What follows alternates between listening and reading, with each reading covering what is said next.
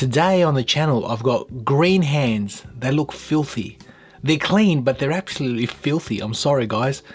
I've got a green top, green hands, and a candy apple watch. And don't be fooled by this watch's appearance. I know at first sight you're thinking, what the heck? Well, it's actually built really well. It's got a decent mechanism. I got this for a reason because I think the idea behind this is very good, what they've done. Albeit, most of the time, looking at this watch, I don't know what time it is because it's suffering from legibility issues. However, they do offer a different couple of colorways, which I'll get into. This watch here is called the Aerotec Ace X GMT.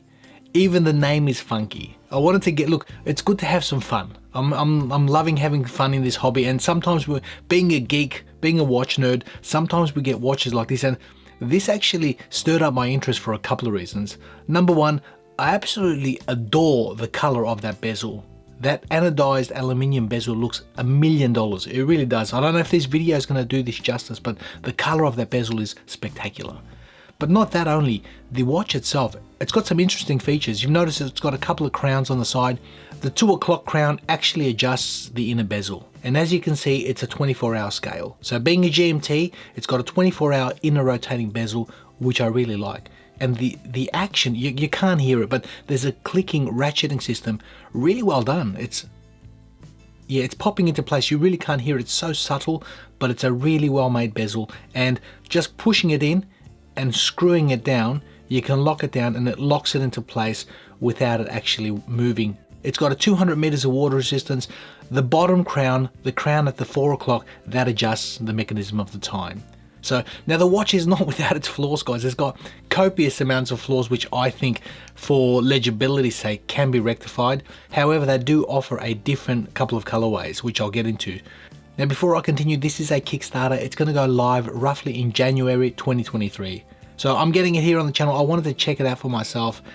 It's a fun watch. It's a cool watch. There's a market for everything, lads. There really is. So let's get stuck into it. I measure a case diameter of exactly 41 millimeters with a bezel of 41.5. The case height comes in at 16.5 to the top of that double dome sapphire. We've got a lug to lug of 48.1 and a lug width of 20. Now both crowns are 6.6 millimeters. They are signed, they are loomed, they are screwed down, and they offer 200 meters of water resistance. And the total weight of this watch, size to my 18 centimeter wrist, comes to exactly 157 grams. Now matching this watch up with my green top and my green hands, I think it looks great. It's got a good color combination. But honestly, it actually sits all right for it's a 41.5 mil bezel, which I measure, 48 mil lug to lug. It sits okay. The height, it is a little bit on the higher side, but we are dealing with a double dome sapphire crystal. So ideally to the top of that bezel, I measure at 15.8. In saying that, the comfort on this bracelet has been superb. The articulation of the bracelet is very, very good, and the balance has been spot on. Now having a look at the bracelet, we've got solid end links, which are quick release. We've also got the bracelet falling straight down, which is fantastic. The articulation on this has been great. It features split pins, a milled swivel, press clasp, fold over, twin triggers, and 6 micro adjustments, and green fingers. I did say this was going to be a bit of a fun watch and a fun review, and looking at that case back, that's fantastic. You've got an embossed diver, and his goggles, they're basically windowed, they're opening, and you can see the movement inside. So pretty cool. I like what these guys are doing. They're having some fun. And the movement that the watch features is obviously the latest Seiko NH34 GMT. So we'll unscrew that crown, your standard functions, it pops out, 2 clicks, and we can adjust the time, and the GMT hand follows, as you can see. A single click, and we can adjust that GMT hand. And the GMT hand obviously will be regulated from that inner bezel. So wherever we place that inner bezel, that's at the 24-hour marking. There you go. Lock that in, and Bob's your uncle. Now the crystal on this watch is a double dome sapphire. It has anti-reflective coating on the underside. It does pick up quite a bit of reflection. As you can see, the AR coating is blue. I'd like to see a finalized version with more anti-reflective coating and potentially clear so that it can rectify any of those problems. That would be a good plus. The lume is Swiss Superluminova, a combination of C3 and BGW9. I'll give you guys a lume shot. It's good, it's clean, it's clear. seems to be doing a decent job, albeit, like I said, with that dial, with the texture on that dial and the color combination of this particular watch, we are losing quite a bit of legibility because everything seems to blend to each other. The other offerings they're going to be making with the different dial colors, I think that's probably going to be a better choice. Now, turning my attention to the bezel of the watch, it's a 120 click unidirectional. It's got an aluminium anodized insert and the insert looks phenomenal. In my eyes, this color is just superb. I love it. Now, the action, it's precise, as you can see. There is a little bit of back play and it seems to line up just nicely. So any sort of lining up issues, they've spoken to me, they will rectify that. 24 doesn't seem to be spot on at the moment. They will be addressing that in the final production. Now, before I tell you guys about the positives and negatives of this watch, I'll tell you it's a Kickstarter, roughly January 2023. It's going to come in at super early bird, $330 US. I'll put all the links in the description. You guys check that out. I think it's a very geeky, nerdy, fun watch. Everything is screaming, don't take me serious. Although it has got decent engineering behind it and functionality to match. Now let's talk about the negatives of the watch. First and foremost, those crowns, they come in at 6.6 millimeters. I'd like to see them at 7 mil, just that little bit bigger for grabbing it would be a bit nicer, although their function on both of them have been fantastic. They screw in easy, they unscrew, they've got a nice orange little marker there to show you that they're unscrewed, which is great.